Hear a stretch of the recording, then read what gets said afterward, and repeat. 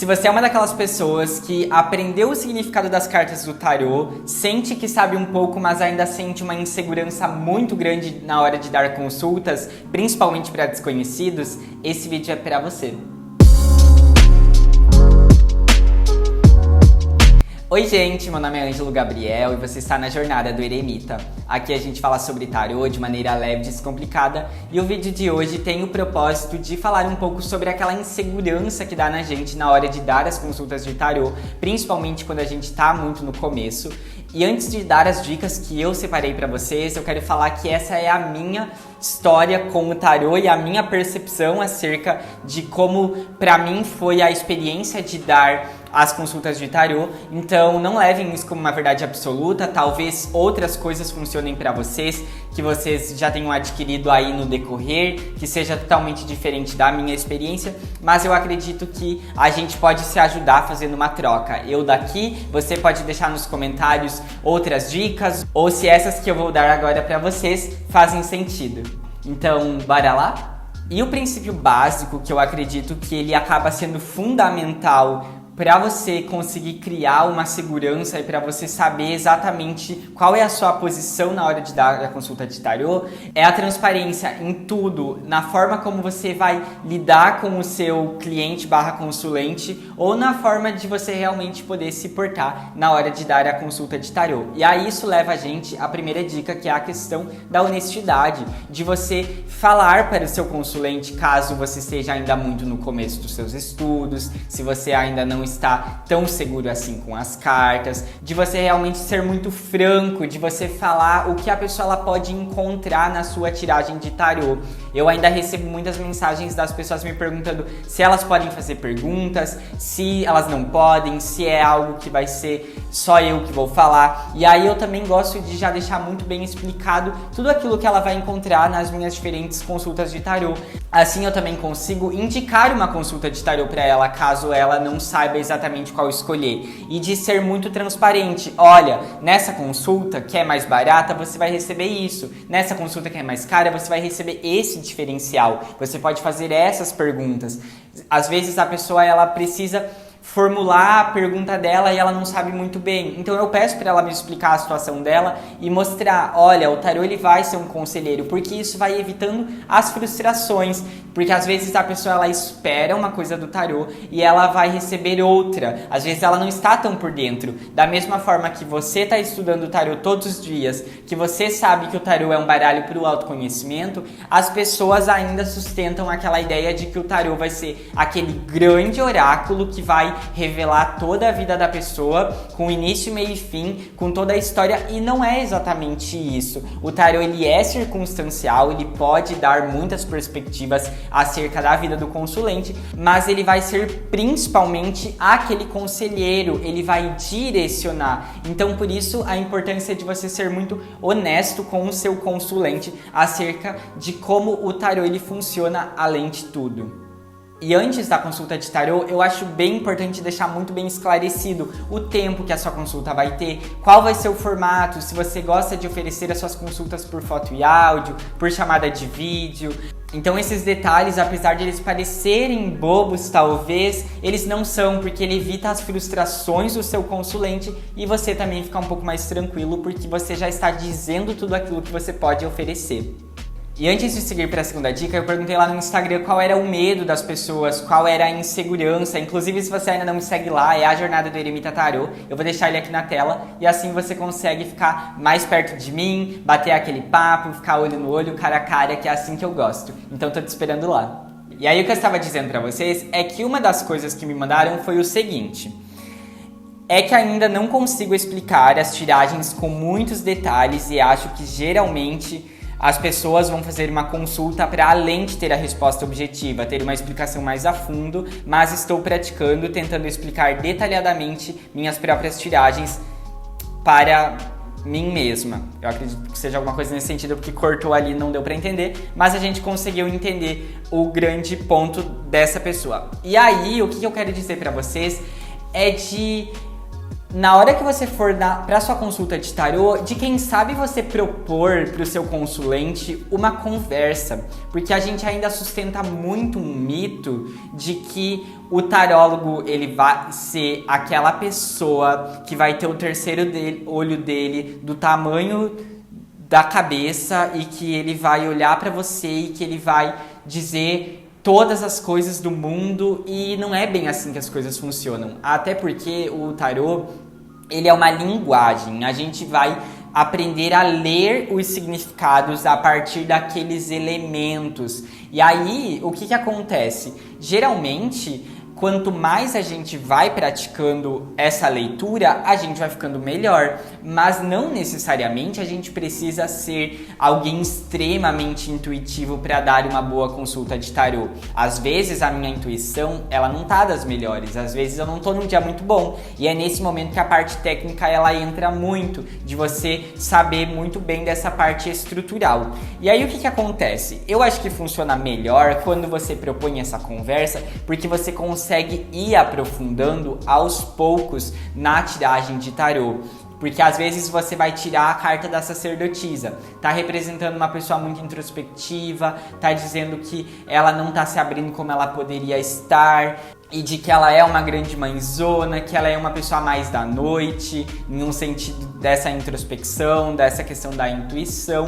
Mas às vezes a gente não consegue chegar logo de cara nesses detalhes tão minuciosos, porque a gente às vezes não conhece o consulente. Então, é aquele momento que a gente pode fazer uma pergunta. A gente pode perguntar, olha, como é que você está se sentindo agora? Porque assim você vai conseguindo ter de verdade uma leitura com a pessoa e não apenas aqueles significados prontos de essa carta está representando isso, isso, isso, e aí essa carta está representando isso, isso, isso, porque aí você não tem uma sincronicidade, você não consegue contar uma história dando aqueles direcionamentos, dando as melhores possibilidades dela sair da consulta falando, nossa, era exatamente isso que eu precisava, era exatamente esses direcionamentos que estavam faltando pra mim. Ou às vezes a pessoa sai falando, confirmei agora as minhas teorias, não estava louca, sabe? Porque você consegue realmente ter essa proximidade com o seu consulente, essa afinidade que você tem que ter. Porque quando a gente se coloca cara a cara com o nosso consulente, que a gente se coloca no mesmo nível, a gente não tá acima. E aí a nossa consulta de tarô, ela se torna muito mais leve, ela se torna muito mais agradável. Você não se coloca como uma autoridade, você se coloca como uma pessoa que está disposta a ajudar. E para ajudar é muito importante entender o caso. É claro que às vezes a gente vai se deparar com consulentes que não querem dar super detalhes sobre a vida delas, mas eu acredito que é muito importante você falar, olha, vou aqui tirar as cartas então do tarô pra você, vou conduzindo a consulta, mas qualquer coisa que você queira falar, eu tô aqui disposto a ouvir. E aí a gente vai conversando e a gente vai se alinhando. E eu posso garantir pra vocês que a pessoa, ela se sente segura quando você demonstra essa confiança que você tá no mesmo nível que ela, porque é isso que acontece comigo. Sempre que a pessoa ela não quer comentar, eu também sempre deixo a critério. É assim que funciona, eu começo a consulta de tarô, eu vou falando, ela vai se identificando com aquilo e aí ela começa a se abrir comigo também. E aí vai dando essa leveza para a consulta. Ei, se você tá gostando dessas dicas, se inscreve no canal. A minha terceira dica que eu quero dar para vocês é a respeito do valor, de você conseguir cobrar um valor equivalente para as suas consultas. E aqui uma outra pessoa me mandou, assim, eu acredito que não sou capaz de cobrar pelas minhas consultas, mesmo elas sendo boas. E essa é uma questão que eu também tinha a respeito das minhas consultas de tarô, de que achava que o valor que eu estava cobrando ou era muito acima ou era muito abaixo. E eu acredito que a melhor forma de você alinhar e de você mediar isso, caso você não saiba como cobrar, é de você não estipular um preço. Porque isso vai fazer com que você tenha uma noção da qualidade da sua consulta. Eu comecei cobrando, não foi nenhum valor simbólico, foi me paga quanto você achar que valeu. E aí eu estava ganhando de 20, 30 reais e às vezes 70, 80 reais. Então eu cheguei a ganhar mais de R$100 por uma única consulta de tarô sem dar um valor para elas, sabe? Sem falar, olha, é isso, se você quiser você paga. Porque conforme você vai tendo esta noção de quanto você tá ganhando, você começa a realmente se colocar naquela posição de, ok, a minha consulta tá valendo isso. E aí assim você começa a estipular um preço melhor acerca da sua consulta de tarô. Então eu acho que essa parte dos valores e dos preços e de quanto você vai cobrar, de quanto vale, só você pode dizer, porque só você sabe do quanto você já investiu em material, do quanto você já estudou, porque o conhecimento que a gente tem, ele é só nosso. Toda a bagagem que a gente vai criando com o tempo, principalmente com o tarô, que existe uma infinidade de material que você pode ler e agregar, é só nosso. Então, se você quer cobrar R$200 por uma consulta de 30 minutos, você sabe aquilo que você estudou e você sabe da qualidade da tua consulta. Então, por isso que no início eu acho bem fundamental de a gente ter uma média do quanto as pessoas elas estão dispostas a pagar, mas também de não se prender a isso, sabe? É de a gente ter aquele controle total sobre o nosso trabalho, porque a gente precisa se valorizar, porque se a gente não se valoriza, ninguém valoriza. E a quarta dica que eu separei pra vocês foi porque uma outra pessoa mandou lá no Instagram. Tenho medo de a leitura não ressoar pra pessoa, ela se zangar e falar mal de você pra outras pessoas.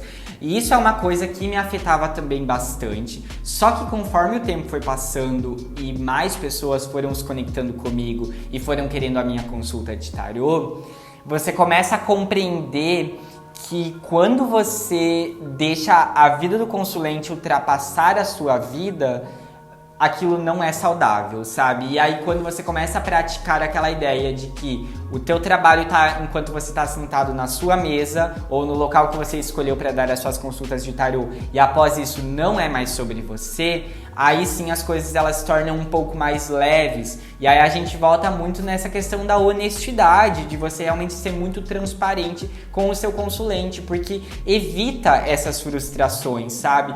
Porque quando a gente acaba se preocupando muito se a pessoa vai falar bem de você ou mal de você, se ela vai falar que a tua consulta não é boa ou que a tua consulta é boa, é muito mais sobre o nosso ego, sabe? Porque às vezes a gente agrada 9 pessoas de 10 que consultaram com a gente, que falaram que a nossa consulta é muito boa, e aquela única pessoa que você acha que não ressoou muito bem a consulta, falou mal, aí a gente sempre pensa só naquela pessoa, sabe? E não é exatamente sobre isso, porque é muito mais sobre a expectativa que a gente coloca sobre a outra pessoa, e nada vai ser 100% agradável pra todo mundo, sabe? E aí também a gente volta muito sobre aquela ideia de proponha uma conversa, porque geralmente a leitura ela não ressoa quando você tá muito às cegas acerca da vida do consulente, sabe? E aí é aquela ideia de que o consulente ele não necessariamente precisa de falar 100% da vida dele ou que seja uma obrigatoriedade. Eu acho que dá pra gente deixar a critério,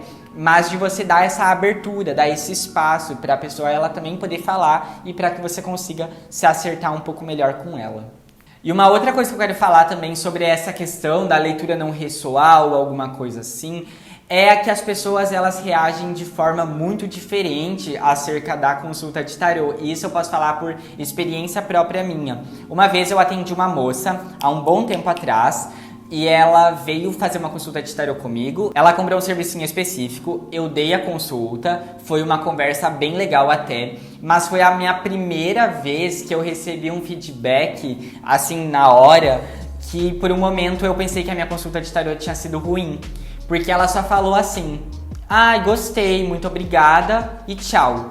E aquilo me afetou, assim, ó, por dias, por semanas, e eu fiquei mal, e eu pensei que eu era o maior impostor e que eu não poderia estar fazendo esse trabalho.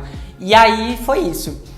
Passou alguns meses depois disso, ela voltou e comprou a minha consulta mais cara. E aí foi um momento que eu percebi que eu tava em um sofrimento naquele momento sobre algo que não era real, sobre algo que eu criei uma expectativa, que as pessoas elas não vão ser iguais, elas vão falar de outras formas e tá tudo bem se a pessoa não gostar, porque as pessoas nem sempre estão preparadas para ouvir aquilo que o tarô tem para dizer para elas. E às vezes é muito chocante e elas colocam essa culpa que elas sentem em em cima de você. Então, por isso a ideia também de a gente não deixar com que a vida do consulente, ela afogue a nossa vida e que ela ultrapasse a nossa vida, sabe? Porque é apenas sobre aquilo que a gente consegue oferecer do trabalho e após isso é a sua vida, a pessoa com a vida dela.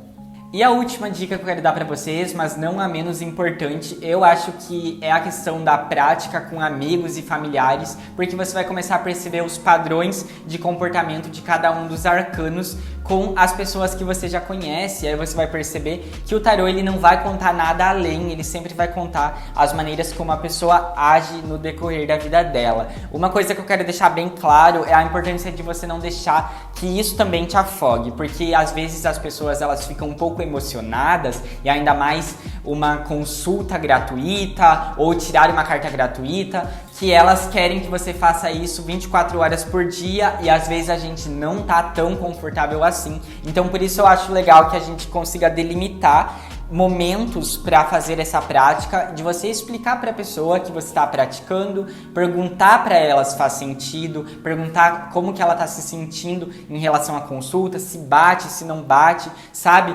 Porque a gente volta naquela situação de que a gente se coloca ali no mesmo nível que a pessoa, ela começa a entender que o tarô ele não vai ser algo mágico, que vai falar coisas de outro mundo, que ele vai realmente ajudar a clarear de uma forma que às vezes a gente não está conseguindo observar. Às vezes a gente está imerso em uma situação com alguns problemas bastante conturbados e isso está tapando a nossa visão. E aí quando a gente ajusta a ótica e a gente tira os filtros, a gente consegue observar todas essas nuances e toda a situação de uma outra forma. É isso que o tarô é capaz de fazer. Então por isso que você estipular alguns momentos específicos acerca de ok, hoje eu tô bem, hoje eu estou nesse ponto dos meus estudos, então tô aqui confortável para tirar uma carta. Então você pode chamar essas pessoas. Uma coisa que funcionou para mim bastante também foi de abrir caixinhas no Instagram assim que eu comecei, para as pessoas conhecerem meu trabalho, e isso também funciona bastante. E também para você conseguir praticar. E aí você engaja lá nas suas redes sociais, caso você crie esse conteúdo para poder expandir as suas consultas de tarô, e também você vai praticando. E aí é claro que com o tempo a confiança ela vem e você começa a se sentir muito seguro acerca do que você é capaz de entregar. E o vídeo dessa semana foi esse, eu espero muito que você tenha gostado. Se você gostou, não deixa de se inscrever no canal, ativar o sininho para não perder nenhuma notificação, deixa um like aqui pra mim também e comenta aqui embaixo se essas dicas elas foram úteis para você. E eu te vejo no próximo vídeo. Tchau!